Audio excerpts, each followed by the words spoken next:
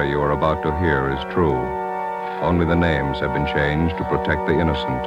Fatima Cigarettes, best of all long cigarettes, brings you Dragnet.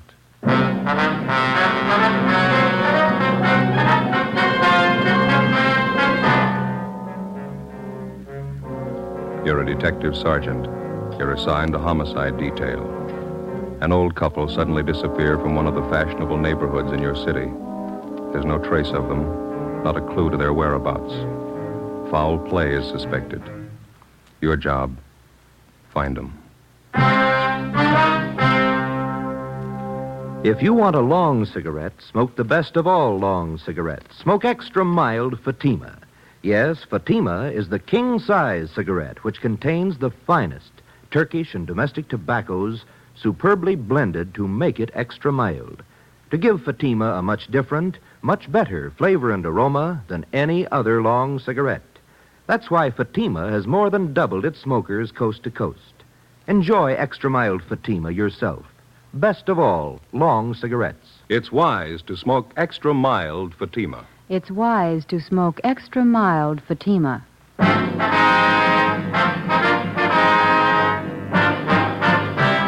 Dragnet, the documented drama of an actual crime. For the next 30 minutes, in cooperation with the Los Angeles Police Department, you will travel step by step on the side of the law through an actual case from official police files. From beginning to end, from crime to punishment, Dragnet is the story of your police force in action. It was Saturday, September 30th. It was warm in Los Angeles. We were working the day shift out of homicide. My partner's Ben Romero. The boss is Captain Blaine Steed. My name's Friday. It was 3:45 p.m. when I got to room 67A. Missing persons. Hi, Joe. Hi. Where's Al? Next door. I'll be back in a minute. Oh. There's a phone message for you in the book. It's from your wife. What is it this time? She didn't say. Sure been a bad week. Oh, what's the matter? Lucille. Who? Our cat. Again? Kittens. Had 11 of them by the time I left the house. She was a healthy kid. Yeah. Don't know what I'm going to do with them. Hey, your mother likes cats, doesn't she, Joe? You gave us 2 from the last litter. We still got them. They're as healthy as their mother. Yeah? Never pass up a meal. Hi, Joe. Hi, Al. Sorry to keep you waiting. Just getting this report straightened out. Here you go. Uh-huh. Mr. and Mrs. Walter Apperson. How long they been missing? Well, today's the 4th day. They're an elderly couple. One of their next-door neighbors got a little worried when he didn't see him around the house. Came in yesterday and filed a 316 on him. Let's see. Clarence Stokely. Is that the neighbor? Yeah. It says here he lived next to the Appersons for 28 years. Never known him to take off like this. Checked Apperson's cottage out there. Dirty dishes on the kitchen table. Not the way an old couple leave a house normally. And how about friends and relatives? Stokely called him. None of them have seen or heard from the Appersons for a week. Checked out 2 of their 3 living relatives, cousin in Eagle Rock and East in Alhambra. They don't know a thing. Mm-hmm. Wonder if I can see that, Ben. Oh, yeah. Thank you. Well, how about the third relative? Nephew, is that it, Joe? Yeah. Frank Apperson. Says here he goes to a private college out near Monrovia. Yeah, I haven't been able to contact the kid. He's away on a vacation. Possible the old couple might be with him? Not according to Stokely. Says the Appersons seldom spend any time away from their home.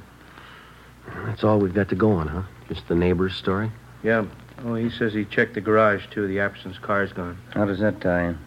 Well, Mr. Apperson hasn't driven the car for the last year and a half. He has a nephew or some friend drive whenever he wants to go out. One more thing. May mean something, may not. What's that, Al? Mrs. Apperson's an invalid. Yeah? She hasn't left the neighborhood in 10 years. 4 p.m. Ben and I left the office and drove out to interview the neighbor of the missing couple. After checking at his home, we finally located him at his place of business, a small barber shop at the corner of 54th Street and Maxford Place. The chipped gold lettering on the window read, Jim Dandy Tonsorial Parlor. Smaller lettering in the right-hand corner of the window read, Proprietor Clarence Stokely. Except for a man in a white barber's smock sitting in the first chair, the shop was empty. How do, gentlemen? Hi. Hi. You Clarence Stokely? That's right. Police officers, Mr. Stokely. I'd like to talk to you about the missing persons report you filed yesterday. Oh, yes. Glad to help. You found out anything yet? You know the Appersons pretty well, do you, Mr. Stokely? 28 years. Sure worried about Walter and Kate. Never known them to do anything like this. Say, I couldn't be of service to you, could I? I just had a haircut a few days ago. How about you, Joe? Looks like you could stand a trim. We could talk it over while I cut your hair. Don't think we'd be disturbed. They still look well. Yeah, okay, fine. Here, I'll take your coat. Oh, thank you. First chair there. You bet.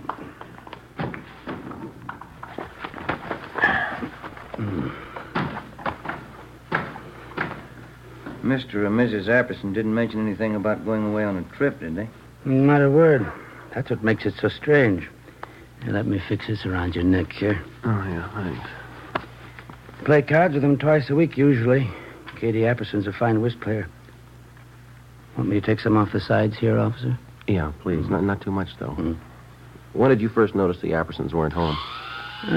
Tuesday night. We thought we might go over and play some cards. I see. That enough off right here, officer? Let me see. Yeah, that's fine. How is it you waited until yesterday to report the Appersons missing?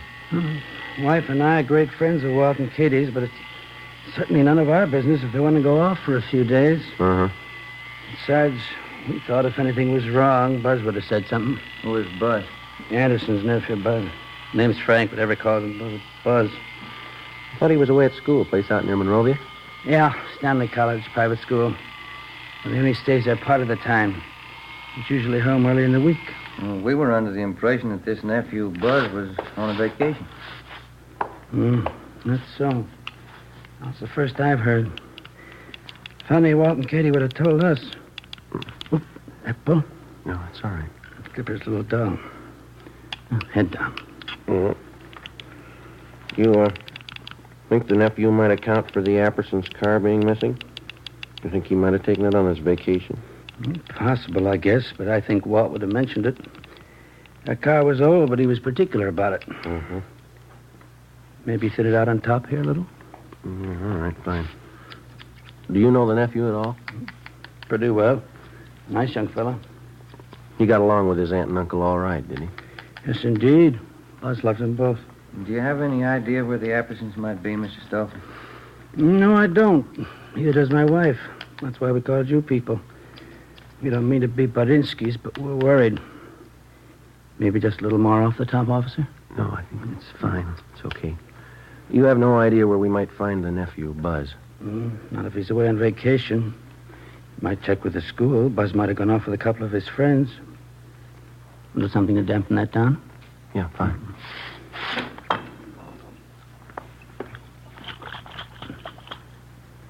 Yeah, that porch light of theirs been burning for 3 nights and 3 days. It really kicks up the old electric bill. Maybe the Appersons may have overlooked it. Huh? Maybe. All right, sir. Yeah, it's a good-looking haircut if I say so myself. Yeah. It's fine. Oh, here you go. Thank you. Oh, here's our card, Mr. Stokely. We'll be checking with you. Bye. Bye.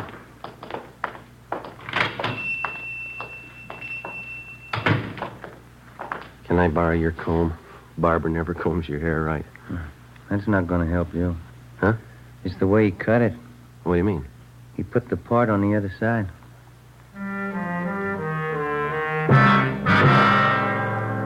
After we left Clarence Stokely's barber shop, we drove out to the Apperson home on 54th Street, just below Seaboard Avenue. We checked the house from top to bottom. The closets and the bedrooms were well stocked with clothes. None of the luggage seemed to be missing.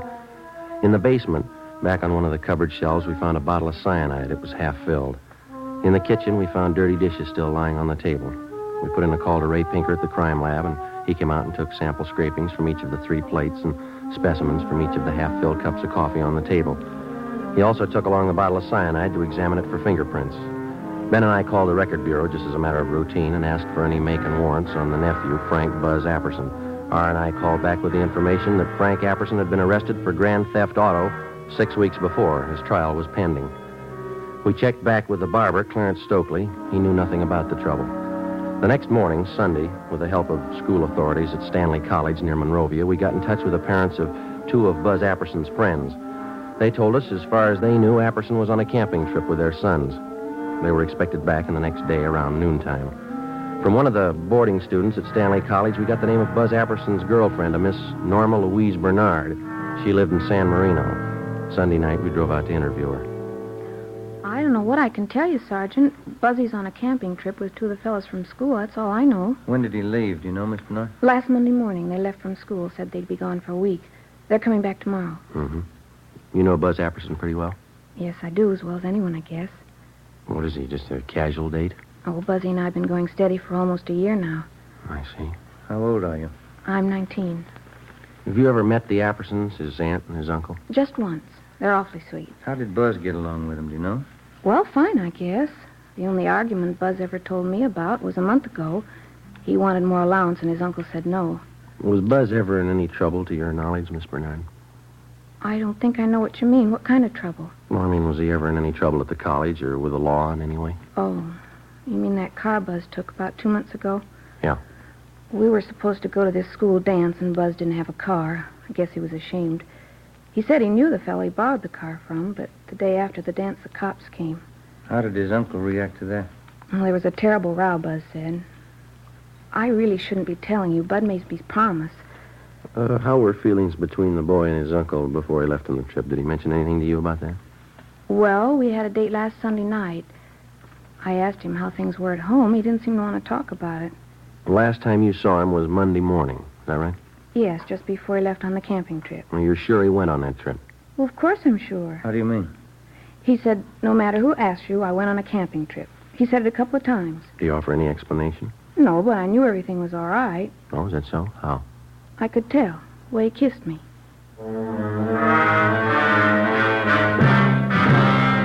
The next morning, Monday, Ben and I checked with missing persons. There was no additional information on the missing couple. We phoned the barber, Clarence Stokely. He had seen or heard nothing further of Mr. and Mrs. Apperson. We went down to the bank where the Appersons had their account. And with the help of the manager, we found that 3 checks had been passed on the Apperson checking account since the previous Wednesday, a full day after the missing couple had been last seen. 1 check was for $100 and 2 for $50 each. All of them had been cashed in Los Angeles and all bore the signature Walter Apperson. After examination, it was found each signature had been carefully forged. 10:45 a.m. We went back to the office. Hi, you two. Going someplace? Oh, hi, Ray. No, just coming. You finished checking that stuff through the crime lab? Yeah. I was passing over this way. I thought I'd drop off the report for you. Got it right here. How'd it go? Fingerprints on that bottle of cyanide. Latent prints got to make. Here's the name on it. Frank Buzz Apperson. You look over those dirty dishes we found in the Apperson house? Checked them through. Nothing. How about the samples you took from those cups? Whoever drank that coffee's in trouble. It's loaded. Yeah? Enough cyanide to kill a horse.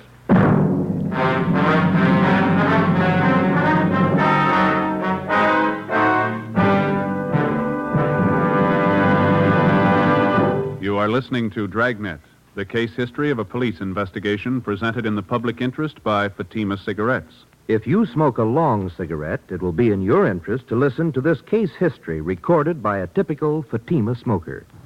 Hi there. My name is Bab Beckwith. Bab, that's short for Bethany Ann Beckwith. I live in New York City, and I'm a fashion stylist. The other day, at a showing of the new fall styles, I ran out of cigarettes. A friend of mine, a designer, introduced me to the new long Fatima. I really wish someone had told me about them sooner.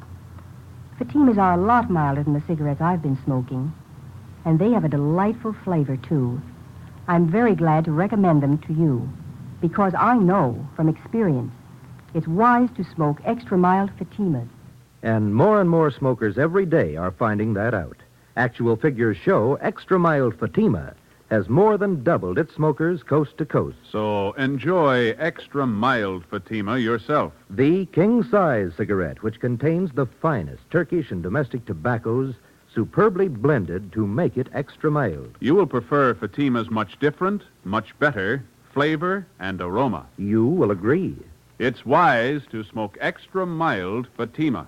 It's wise to smoke extra mild Fatima. The best of all long cigarettes.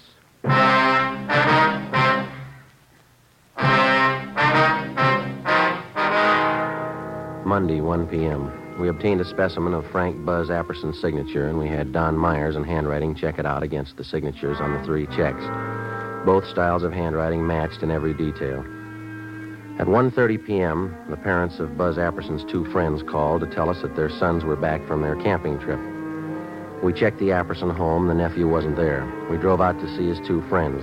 Under questioning, one of them finally broke and admitted that Buzz Apperson had not gone with him on the camping trip. In the process of questioning the boys, one of them told us that he had been with the suspect 2 days before the trip when he purchased some medicine at the campus drugstore. We went to the drugstore and checked the prescription book. It showed Frank Buzz Apperson had purchased and signed for a bottle of cyanide 2 days before the disappearance of his aunt and uncle. Ben and I drove back to the Apperson house. When we arrived, the officers on stakeout had the boy in custody. No, I'm sorry, officers. I wish I could help you out, but, well, maybe it's not as bad as you think. When did you last see your aunt and uncle? Monday, before I left on the camping trip. They're in the habit of going off like this, are they? Oh, sure. Aunt Kate and Uncle Walter have friends all over. They go on trips all the time. Is that so? How do they get there? They drive, both of them. They've been driving for years. You talked to your uncle's friend, this Mr. Stokely next door. He says your aunt and uncle haven't been driving for at least a year and a half. Stokely, the barber? He's one of the neighborhood cranks, Sergeant. Anybody around here can tell you that. Minds everybody's business but his own. You don't seem too worried about your aunt and uncle. Think they're all right? Well, we'd have heard by now if they weren't, don't you think, sir? They probably took off on a trip. That's just about the size of it, I think. And how about this trip of yours? Sir? Well, this camping trip that you just come from. Oh, a couple of fellows from school. We went camping up by Big Bear for a week. Mm-hmm. Pretty good fishing for September. Ever been up there? Yeah, have you? Well, sure. I just said that's why we've been camping. Say, I'm a little thirsty. There's a couple bottles of ale in the refrigerator. Care for a bottle? No, not thanks. right now, thanks. Well, would you mind if I had one? Sure could use it. No, you go right ahead. We can talk in the kitchen. Place is in kind of a mess. I guess I'll have to go in and clean it up. Does your aunt usually leave in a hurry like this? Not usually, no. Dishes all over the place. She probably figured she'd wait till she got back to clean up. Mm-hmm. Aunt Kate does things like that once in a while. That so? Yeah, she's like that sometimes. Well, happy days. Yeah.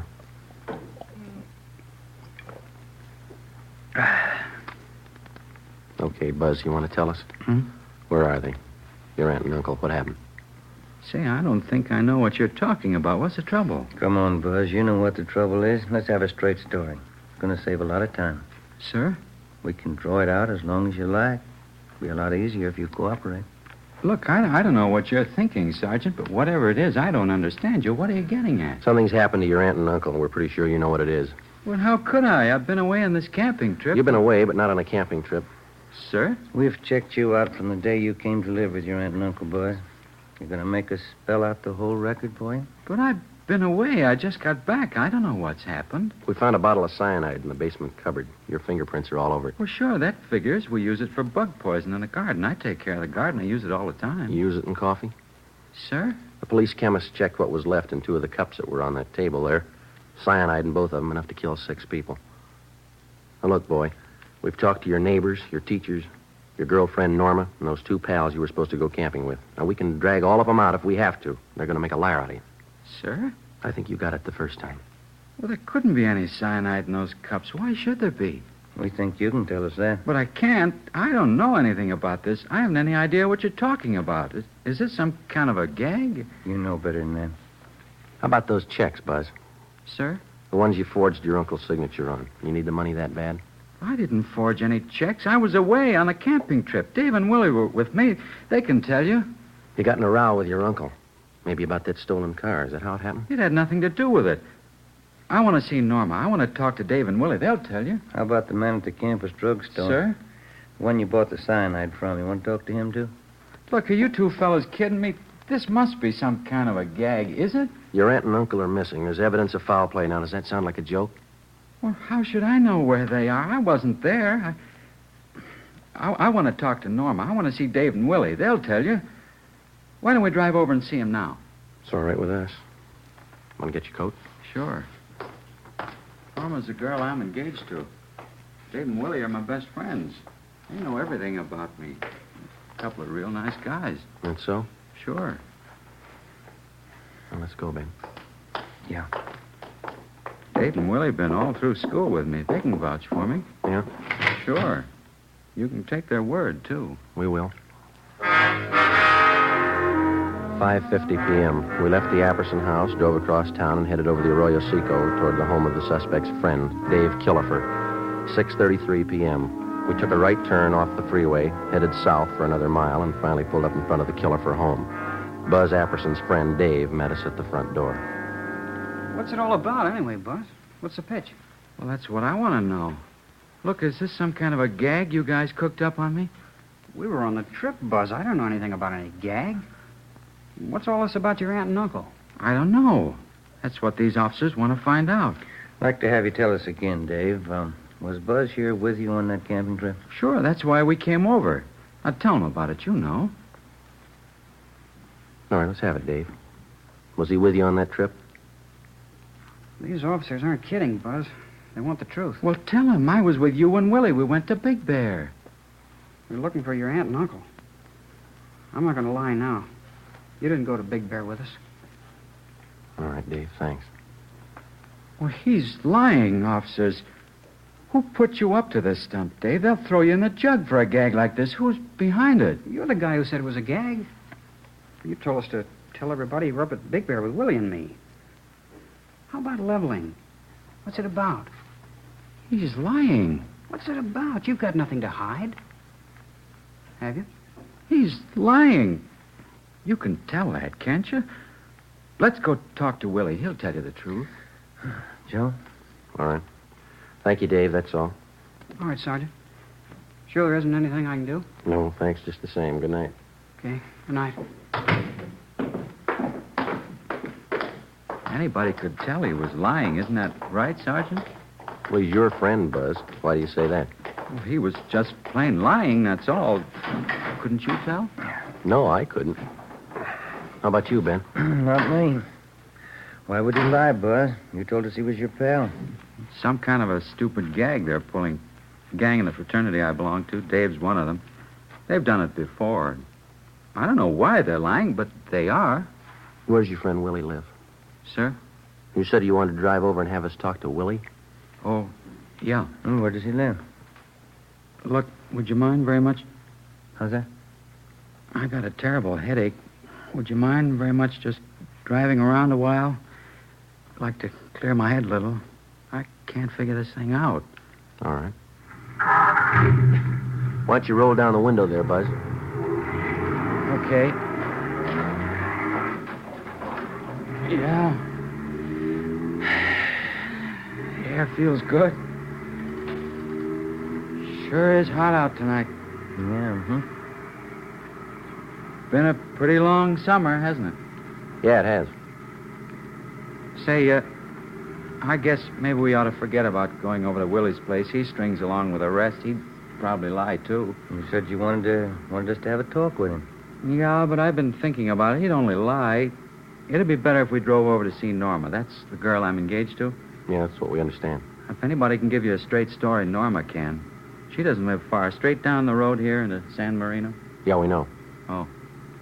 Sure would appreciate it if you'd drive over there. Okay. Norma can straighten this thing out. Swell girl. We're going to get married as soon as we can. Oh? Yeah. She saw me leave on that trip to Big Bear. She won't lie to you. Sure wish my aunt and uncle had left a note where they were going. All this trouble. You mind if I lay out a couple of things for you, Buzz? Now, what do you mean? When a police officer picks somebody up, he's got a good reason for it. Yeah, but Dave was lying, Sergeant. You know that. It's a lot more than what Dave had to say. Now, you've done something wrong. We don't know what exactly, but we've got an idea, and we're going to find out. You can't prove anything. I got that cyanide for the garden. We use it around the house for different things. You don't use it in coffee cups. What happened, boy? Where's your aunt and uncle? Next turn for Norma's house, up by the signal. Turn left. Yeah. Come on, Buzz. You know what happened. You're going to have to face it sooner or later. If it's not tonight, then tomorrow morning or tomorrow night or the night after. But I don't know what happened. The facts say you do, and they're not going to disappear. Now, you made the problem. It's going to stick out in front of you till you find an answer.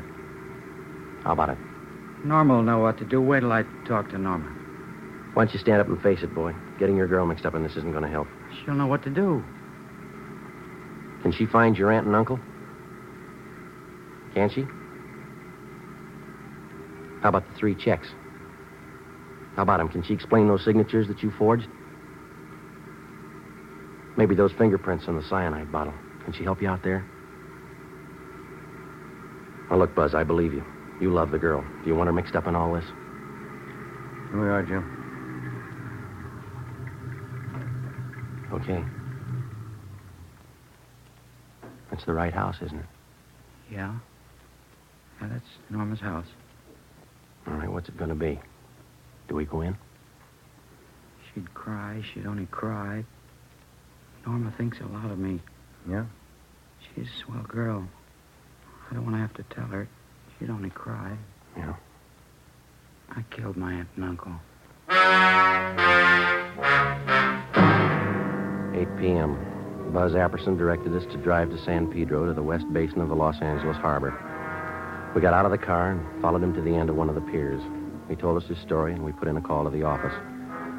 Within half an hour, a fireboat and a barge were on the scene, and a diver was sent down into the water a few yards from the edge of the pier. We stood by and watched. Buzz Apperson, Ben, and I. I put quite a bit of cyanide in the coffee. I had to be sure. How'd you manage to get both of them in the car? I waited till way after dark, and then I dragged them out. Drove down to the end of the pier right here. Put the car in low. It went over, right where the diver went down, just this end of the barge. All right. There are those lines up there. Here's the first one. You better stand back here. Yeah, watch it. Okay, sir. Let's go.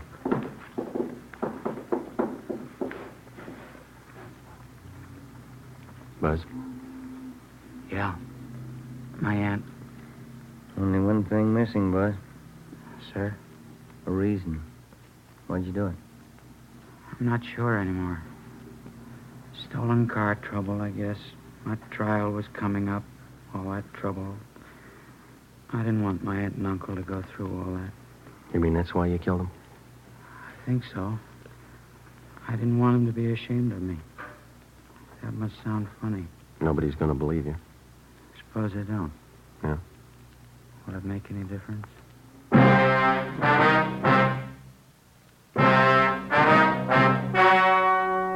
The story you have just heard was true.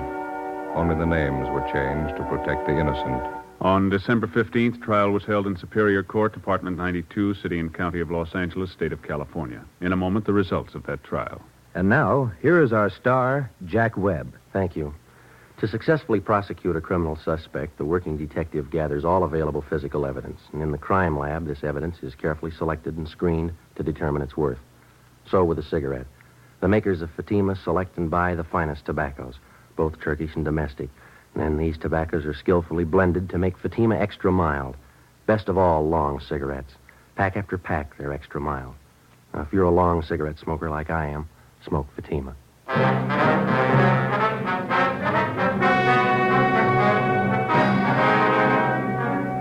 Frank Buzz Apperson was tried and convicted of murder in the first degree and sentenced to life imprisonment. He is now serving his term in the state penitentiary. You have just heard Dragnet, a series of authentic cases from official files.